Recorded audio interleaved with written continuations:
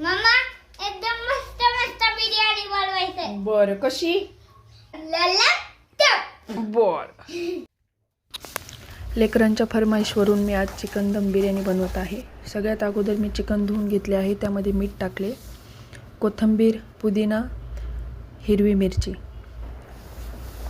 आणि खडा मसाला, विलायची, शहाजिरे, लवंग, काळे मिरे, जावित्री, दालचिनी, तेजपत्ता याचे 2 भाग करून मी खडा मसाला एक मिक्सरमधून काढला आणि अख्खा तसाच चिकनवर मॅरिनेशनला टाकला.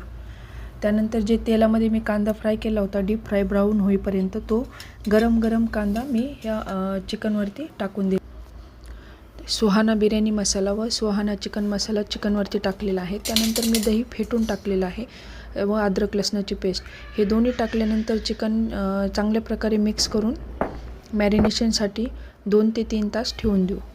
त्या 2-3 तासामध्ये मी तांदूळ पण भिजायला ठेवलेले आहे. एक साईडला कमी फ्लेमवर चिकन शिजायला ठेवलेलं आहे व दुसरीकडे पाण्यामध्ये अख्खा खडा मसाला, थोडा मीठ, तेल उकळण्यासाठी ठेवलं आहे. पाण्याला उकळी आली की आपण भिजवलेले तांदूळ याच्यामध्ये टाकून देऊया. भात अर्धा कच्चा शिजल्यानंतर मी या चिकनवरती टाकून देणार आहे. त्या अगोदर मी मॅरिनेशन शिजलेला थोडासा मसाला प्लेटमध्ये काढून घेतलेला आहे.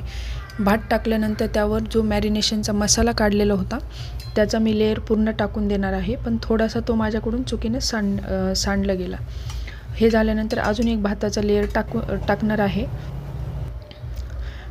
भाताचं लेअर टाकल्यानंतर त्यावर कोथिंबीर, पुदिना, हिरवी मिरची, टोमॅटो, ब्राऊन तळलेला कांदा आणि ऑरेंज कलर असं मी तांदळावरती टाकून दिलेलं आहे.